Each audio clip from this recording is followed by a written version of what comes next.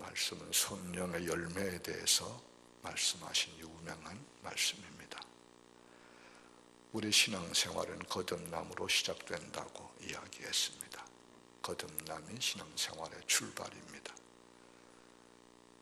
그럴 수 없겠지만 거듭나지 못하고 교회에 수십 년 나오고 다녀도 신앙생활, 기독교 신앙생활이 시작된 것이 아닙니다. 거듭남이 신앙생활의 첫 단추와 같고 출발입니다. 이 거듭남은 성령으로 된다고 앞에서 우리가 말씀 상고했습니다. 요한복음 3장 얘기죠. 니고데모 이야기 기억하셔야 되겠습니다. 또 이 거듭남은 영생이라고 말씀하는 것도 기억해야 되겠습니다. 거듭남으로 영생을 이제 누리기 시작하는 겁니다. 달리 말하면 사망에서 생명으로 옮겨지는 겁니다. 어둠에서 빛으로 옮겨지는 겁니다. 굉장히 중요한 사실이죠. 너무나 중요한 사실이기에 많이 듣고 얘기해서 또 너무나 평범한 사실이기도 하고 우리 마음에 별 감동이 없이 듣고 넘어갈 수 있는 얘기지만 여기가 바로 가장 중요한 생명 같은 이야기입니다. 이러한 신앙생활은 선한 싸움의 연속이라고 그랬고 두 자아의 싸움이라고 성경은 말씀하고 있습니다. 그 유명한 사도 바울이 로마서에서 말씀하듯이 내 안에 두 내가 싸운다는 얘기를 늘 하지요. 이것이 신앙생활입니다. 교회 나온다고 금방 천사가 되는 거 아닙니다. 거듭났다고 금방 성자가 되는 것도 아닙니다. 어쩌면 천사와 악마 사이에서 우리가 싸워나가는 것입니다. 거기에 늘 갈등이 있습니다. 죄의식도 항상 있습니다. 때로는 마음의 원같이 살지 못해서 슬프고 혹은 좌절하고 그러면서 또 회개하고 많은 사람들이 자기 소원 성취를 위해서 육체의 어떤 욕망 성취를 위해서 산에 가서 기도도 하고 때로는 금식도 하고 운다고 그러는데 사실 가장 중요한 것은 사도 바울의 고백같이 내가 마음에 원하고 있는 거듭난 자아의 삶을 온전히 살지 못하고 자꾸 죄를 짓는 자꾸 옛사람같이 돼가려는 그런 것 때문에 가슴을 치고 울면서 회개하는 이게 내가 볼 땐 진짜라고 생각을 해요. 우리 교인들은 그렇게 되면 좋겠어요. 왜 우느냐? 왜 슬퍼하느냐? 혹은 왜 금식하느냐? 왜 밤을 지새면서 기도할까? 어느 유명한 우리 한국교회가 나온 신학자 목사님이 얘기하셨죠. 평생 잘못하고 평생 회개한다. 유명한 얘기입니다. 거듭났다고 해서 교회 나왔다고 해서 세례받았다고 해서 집사가 되고 권사가 되고 장로가 되고 했다고 해서 다 되는 거 아니고 이제 시작하는 거예요. 새로운 삶을 시작하는 거예요. 이걸 달리 또 표현하면은 옛사람과 새사람의 싸움을 한다는 거죠. 저나 여러분이나 우리 안에 다 이 두 자아가 있는 줄 아셔야 합니다. 옛사람과 새사람이 늘 우리 안에서 충돌하고 싸우는 사실을 깨닫고 고백을 하셔야 합니다. 오늘 주신 말씀 갈라디아 5장 이 말씀이 바로 그 얘기하는 거예요. 우리 안에 두 자아의 싸움을 얘기하는. 여기 보니까 육체의 욕심, 육체의 소욕, 육체의 일, 그걸 얘기하고 있죠.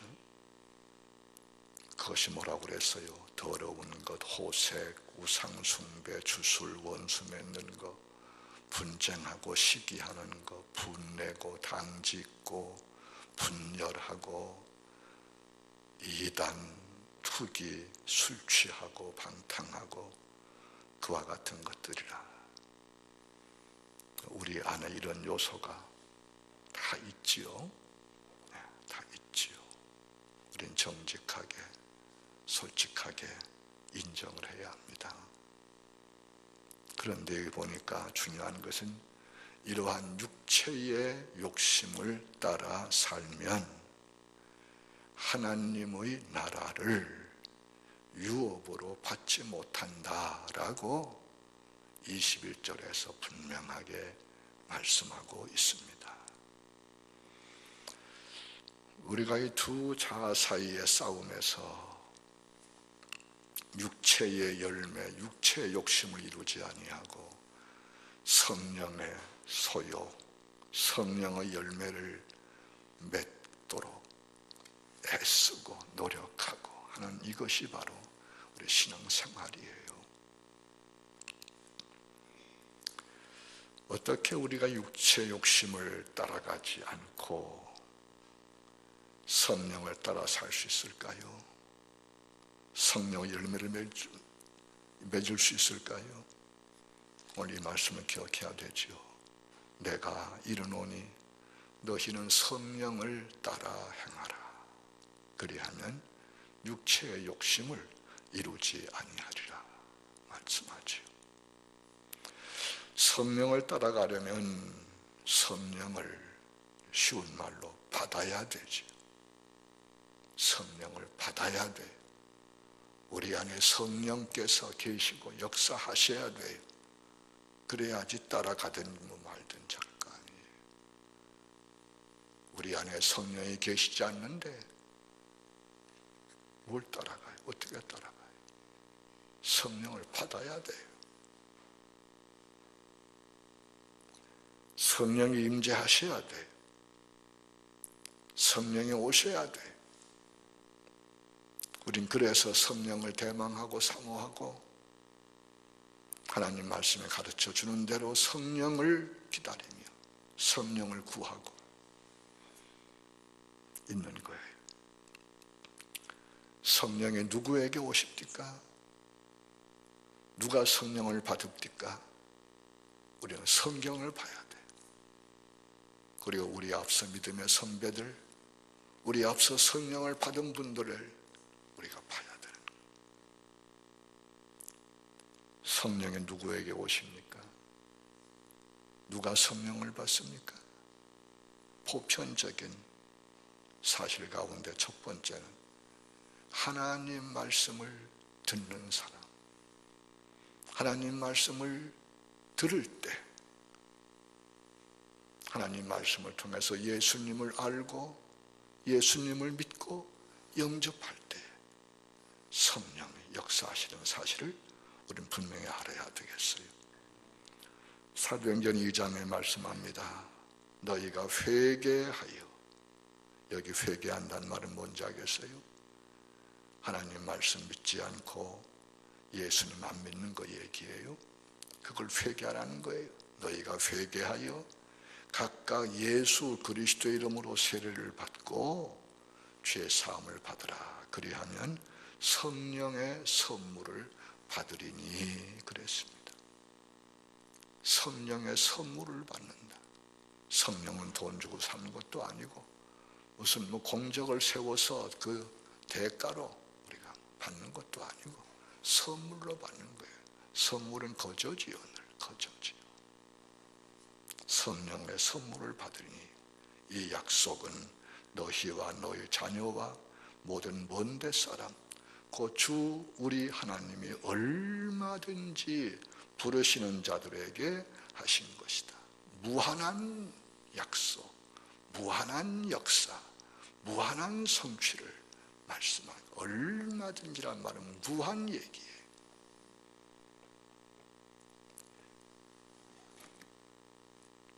천년 전에도 2000년 전에도 주님 오실 때까지 이 말씀대로 회개하고 예수 그리스도를 믿고 영접하여 세례받고 죄사함 받을 때 성령의 선물을 받는다. 우리는 이 약속을 기억하면서 오늘도 기도하고 성령을 사모해야 되겠습니다. 사도행전 10장에는 베드로 얘기 나오지요. 하나님의 역사 가운데 고넬료의 집에 가서 예수님을 전하고 하나님 말씀을 전할 때에 그 말씀을 듣는 모든 사람들에게 성령이 내려오신 이야기, 사건, 너무나 흔한 사실이지요. 하나님 말씀을 들을 때, 하나님의 말씀을 통해서 예수님 이야기를 들을 때, 그 예수님을 믿고 영접할 때에 그때 성령이 역사하시는 사실을 분명히 얘기해야 합니다.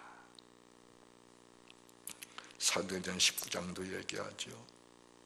바울이 이르되 요한이 회개의 세례를 베풀며 백성에게 말하되 내 뒤에 오시는 이를 믿으라 하였으니 이런 건 예수라 하거늘 그들이 듣고 주 예수의 이름으로 세례를 받으니 바울이 그들에게 안수함에 성령이 그들에게 임하셨다라고 말씀해 주고 있죠. 세례받고 안수받는 거 예수님 믿고 영접한 결과 증거를 말씀하는 거죠. 그리고 또 하나 중요한 거, 성령이 누구에게 오시느냐, 누가 성령을 받더냐, 기도죠. 기도하는 사람이죠. 기도하는 사람에게 기도할 때에 기도하는 가운데 성령 받는 것, 가장 보편적인 사실입니다. 누가복음 11장 주님 말씀하셨죠. 구하라 그러면 주신다. 구하는 자마다 받는다. 그 말씀하시면서 세상에 악한 육신의 아버지라도 자식이 뭐 달라 할 때에 더 좋은 거, 가장 좋은 거 주려고 애를 쓰는 거 알지 않느냐. 하물며 하늘에 계신 우리 아버지 하나님께서 구하는 자에게 성령을 주시지 않겠느냐 하신 말씀 늘 기억해야 할 중요한 말씀이죠. 사도행전 1장 말씀 보니까 주님 승천 후에 주님의 분부하심을 따라서 함께 모여서 기도하던 성도들에게 오순절 성령 강림의 역사에 있었음을 증언하면서 이렇게 기록하지요. 마음을 같이하여 오로지 기도에 힘썼다고요. 그래요. 마음을 같이하고 오로지 기도에 힘쓸 때에 우리 성령이 임하시고 성령을 받음으로 새로운 삶, 새로운 역사가 시작되는 사실을 기억해야 되겠습니다. 우리 주님은 요한복음 15장에서 포도나무 비유를 말씀하시죠. 나는 참 포도나무요 내 아버지는 농부라. 내 안에 거하라. 나도 너희 안에 거하겠다. 나는 포도나무요 너희는 가지라. 그가 내 안에 내가 그 안에 거하면 사람이 열매를 많이 맺나니 나를 떠나서는 너희가 아무것도 할 수 없습니다. 열매, 여기 주님 말씀하신 열매가 뭘 가리키는 걸까요? 주님의 가지니까 주님의 열매 아니겠습니까? 주님의 가지니까 주님의 성품, 주님의 인격, 주님의 삶, 주님을 말씀하는 거지. 이것이 곧 성령의 열매라는 거예요. 그것을 오늘 읽은 말씀에서는 어떻게 표현했어요? 사랑, 희락, 화평, 오래 참음, 자비, 양선, 충성, 온유, 절제, 이런 것들로 말씀해 주고 있죠. 이러한 모든 열매가 성령이 우리에게 임하시고 성령이 충만할 때에 이루어지는 사실을 기억해야 되겠습니다. 우리가 사모할 것이 성령의 열매지요.